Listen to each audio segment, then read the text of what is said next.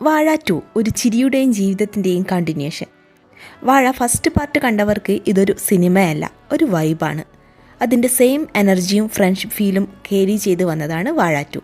ഇവിടെ കഥ വലിയ കോംപ്ലിക്കേറ്റഡ് ഒന്നുമല്ല, പക്ഷേ റിലേറ്റബിൾ ആണ്. ഒരു കൂട്ടം ഫ്രണ്ട് സർക്കിൾ, അവരുടെ വളർച്ച, അവരുടെ ലൈഫ് സ്ട്രഗിൾസ്, ഇതൊക്കെ നാച്ചുറലായി അവതരിപ്പിച്ചിട്ടുണ്ട്. ഫസ്റ്റ് ഹാഫ് കോമഡിയും ഇമോഷൻസും തമ്മിലുള്ള ഒരു കോംബോ തന്നെയാണ്.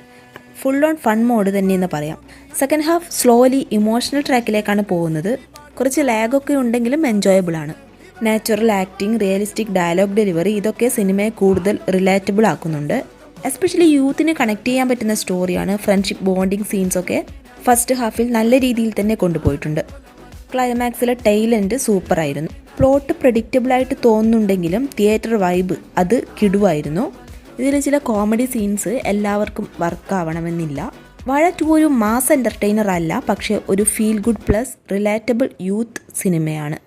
സിമ്പിളായി പറഞ്ഞാൽ വാഴ 2 ചിരിയും ഫ്രണ്ട്ഷിപ്പും ലൈഫ് റിയാലിറ്റിയും മിക്സ് ചെയ്ത ഒരു വൈബ് മൂവി തന്നെയാണ്.